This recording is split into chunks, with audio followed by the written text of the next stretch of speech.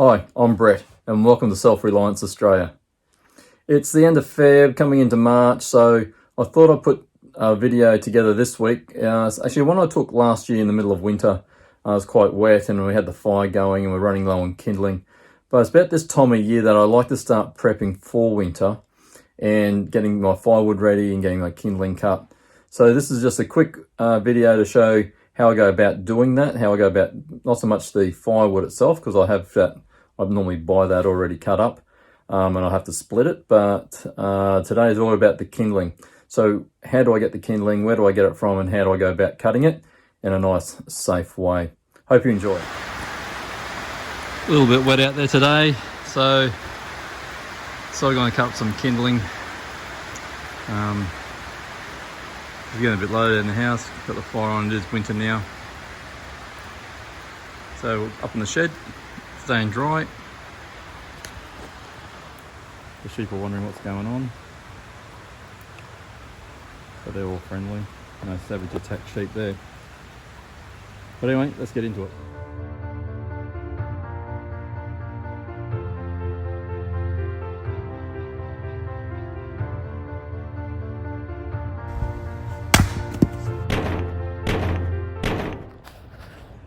So this is my setup for cutting kindling. So basically I've just got a portable workbench. It's what they call a Black & Decker workmate. That's what they sell over here in Australia. It's just a portable thing that folds up, you can hang on your wall. But I also have an old axe, and now the old axe has had a split handle at some stage and I picked it up, which I think someone gave it to me. And look, the axe head itself is not in the best shape. Sure, it could be restored, but I actually have a couple of really nice axes anyway. So what I did, I gave it a bit of file up the other weekend. But what I normally do is just sit it in here in the Black & Decker workmate, and actually, so what you can see here is that the top of this bench has handles, so it actually works as a vise as well. So I can spin these around and you can see that if I move these, just tighten them up, you can see that that starts to move out, loosen up. Now if I tighten back up, so actually it works as like a little bit of a vise. But then what I do, I just have some old empty cardboard boxes, and they're about the right size that I like. If I can get one of those, they're reasonably close to full for kindling, that'll last us for a little while. And look, I just get them from the local supermarket, so I'm not trying to buy them or anything like that. They just come out the front that people can put their groceries in. And so what we do, once I get the groceries home, I then use it to put kindling in.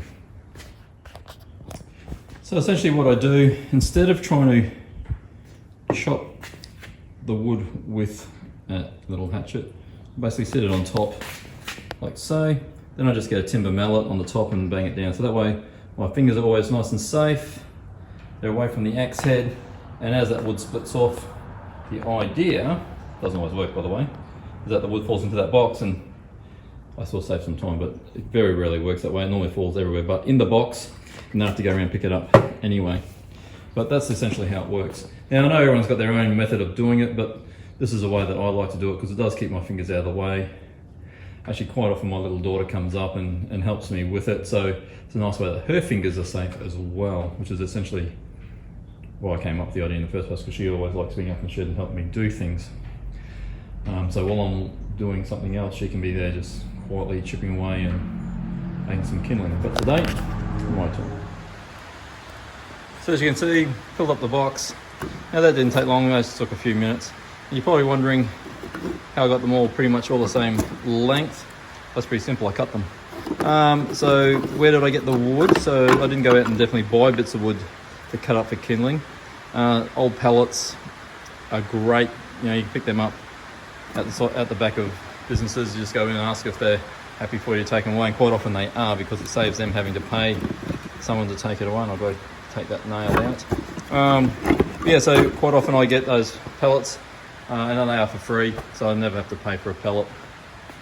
But also, I've been doing some work around the house and I had some offcuts from some 2x4s. So look, that pine just splits beautiful from the framing. It's very easy, it's nice and dry, and it also burns really quick. So it's a nice kindling to start the fire off with. So what I do is just split that up and save throwing it out and not wasting it. that's pretty much how I get it. So I used to actually buy kindling when we first moved down to the country. I used to buy it in bags from the local Bunnings. Then I thought to myself, that doesn't seem like a smart thing to do when I had all this wood from pellets lying around, and I could use that. So that's what we now do. And it works really well, so highly recommend it. Yeah, so just make sure you keep your hands and head away from the axe when you're cutting it up. And it might sound strange when the axe is actually in the vise or in your bench, but when you bend over to pick up the wood that then falls onto the ground, sometimes your head can get very close. So above all else, stay safe.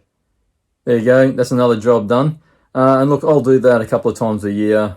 If I don't do it in one big block, like around about this time of year, so this through autumn period, sometimes I'll have to duck up to the shed in winter, and sometimes it's just a nice way to spend a lazy Saturday afternoon, especially if it's a wet afternoon. You can go up there and do some jobs, and it's just a nice, safe, reasonably clean job. Doesn't take too much to clean up afterwards, and it's just a nice way to relax for the afternoon. So if you like that, please give it the big thumbs up.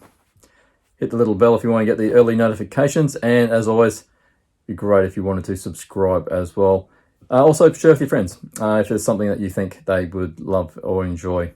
Until next time, I'll see you then.